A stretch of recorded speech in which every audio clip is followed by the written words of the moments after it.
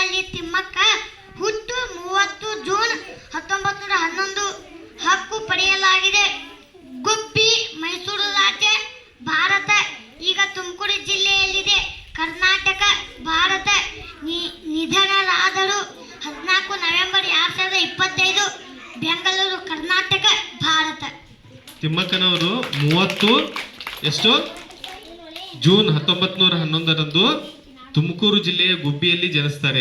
ಹೌದಾ? ಅವ್ರಿಗೆ ಮಕ್ಕಳಿರಲಾದ ಕಾರಣ ಏನ್ ಮಾಡ್ತಾರೆ ದಂಪತಿಗಳು, ಎಲ್ಲಿ ಈ ಹುಲಿಕಲ್ ಮತ್ತು ಕುದೂರು ನಡುವಿನ 4.5 ಕಿಲೋಮೀಟರ್ ರಸ್ತೆಯ ಅಕ್ಕಪಕ್ಕದಲ್ಲಿ ಸುಮಾರು 385 ಆಲದ ಮರಗಳನ್ನ ಹಚ್ಚುವುದಷ್ಟೇ ಅಲ್ಲ, ಅವನ್ನ ಬೆಳೆಸಿದ್ದಾರೆ. ಅವರು ಪೋಷಣೆ ಮಾಡಿದ್ದಾರೆ.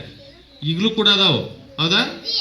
ಹಾಗಾಗಿ ಎಂತಹ ಪರಿಸರವಾದಿ ನೋಡ್ರಿ. ಅವ್ರು ಮಕ್ಕಳಿಲ್ಲ ಅಂತ ತಿಳಿಸಿಂದ ಆ ಕೊರಗಿನಿಂದ ಹಾಗೆ ಕೂಡ್ಲಿಲ್ಲ. ಅವರು ಇಬ್ರು ಗಂಡ ಹೆಂಡತಿ ಸೇರಿ ಏನ್ ಮಾಡಿದ್ರು, 4.5 ಕಿಲೋಮೀಟರ್ ಆಲದ ಮರಗಳನ್ನ, ಫೀಕಸ್ ಅಂತಾರ, ಆಲದ ಮರದ ವೈಜ್ಞಾನಿಕ ಹೆಸರು ಫೀಕಸ್. ಆ ಫೀಕಸ್ ಮರಗಳನ್ನ ನೆಟ್ಟು ಅವರು ಬೆಳೆಸ್ತಾರೆ. ಹೌದಾ?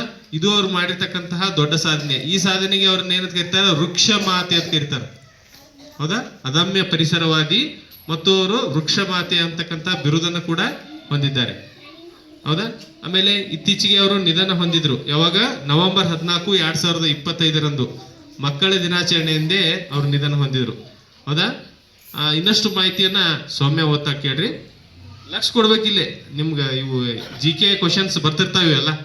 ಎಲ್ಲಾರು ಲಕ್ಷ ಕೊಟ್ಟು ಕೇಳ್ರಿ. ಕಾಶಿನಾಥ ಕೂಡ ಕೆಳಗ. ತಿಮ್ಮಕ್ಕನ ಹಳ್ಳಿಯ ಬಳಿ ಪೀಕಸ್ ಆಲದ ಮರಗಳು ಹೇರಳವಾಗಿದ್ದವು. ತಿಮ್ಮಕ್ಕ ಮತ್ತು ಅವಳ ಪತಿ ಈ ಮರಗಳಿಂದ ಸಸಿಗಳನ್ನು ಕಸಿ ಮಾಡಲು ಪ್ರಾರಂಭಿಸಿದರು. ಮೊದಲ ವರ್ಷದಲ್ಲಿ 10 ಸಸಿಗಳನ್ನು ಕಸಿ ಮಾಡಲಾಯಿತು ಮತ್ತು ಅವುಗಳನ್ನು ಪಕ್ಕದ ಕೂದೂರು ಗ್ರಾಮದ ಬಳಿ 5 ಕಿಲೋಮೀಟರ್ ದೂರದಲ್ಲಿ ನಡೆಯಲಾಯಿತು. ಎರಡನೇ ವರ್ಷದಲ್ಲಿ 15 ಸಸಿಗಳನ್ನು ಮತ್ತು ಮೂರನೇ ವರ್ಷದಲ್ಲಿ 20 ಸಸಿಗಳನ್ನು ನೆಡಲಾಯಿತು. ಈ ಮರಗಳನ್ನು ನೆಡಲು ಅವಳು ತನ್ನ ಅಲ್ಪ ಸಂಪನ್ಮೂಲಗಳನ್ನು ಬಳಸಿದಳು. ದಂಪತಿಗಳು ಸಸಿಗಳಿಗೆ ನೀರುಣಿಸಲು 4 ಕಿಲೋಮೀಟರ್ ದೂರಕ್ಕೆ 4 ಬಕೆಟ್ ನೀರನ್ನು ಹೊತ್ತುಕೊಂಡು ಹೋಗುತ್ತಿದ್ದರು. ಮುಳ್ಳಿನ ಪೊದೆಗಳಿಂದ ಅವುಗಳನ್ನು ಮೇಯಿಸದಂತೆ ರಕ್ಷಿಸಲಾಯಿತು. ಸಸಿಗಳನ್ನು ಹೆಚ್ಚಾಗಿ ಮಳೆಗಾಲದಲ್ಲಿ ನೆಡಲಾಗುತ್ತಿತ್ತು.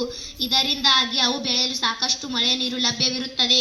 ಮುಂದಿನ ಮಳೆಗಾಲದ ಆರಂಭದ ವೇಳೆಗೆ ಸಸಿಗಳು ಯಾವಾಗಲೂ ಬೇರು ಬಿಟ್ಟಿದ್ದವು.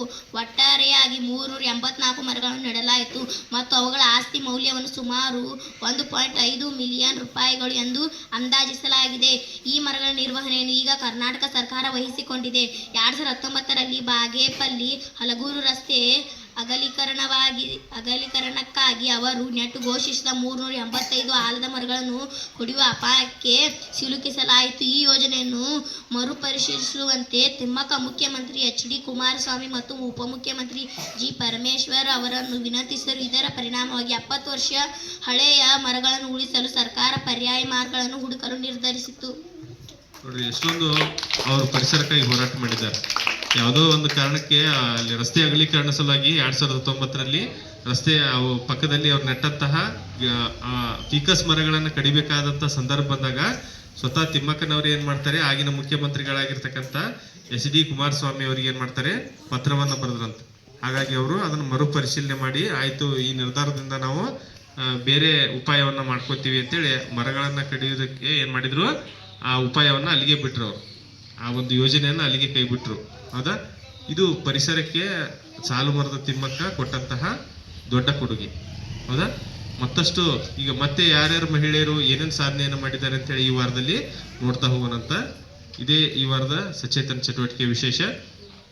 ಈ ಒಂದು ಸಂದರ್ಭದಲ್ಲಿ ಸಹಕರಿಸಿದಂತಹ ಹಾಗೂ ಹಾಜರಿದ್ದಂತಹ ನಮ್ಮ ಶಾಲೆಯ ಮುಖ್ಯೋಪಾಧ್ಯಾಯರಿಗೂ ಹಾಗೂ ನಮ್ಮ ಶಾಲೆಯ ಶಿಕ್ಷಕ ಬಂಧುಗಳಿಗೂ ಹಾಗೂ ಎಲ್ಲ ಮುದ್ದು ವಿದ್ಯಾರ್ಥಿನಿಯರಿಗೂ ಧನ್ಯವಾದಗಳು.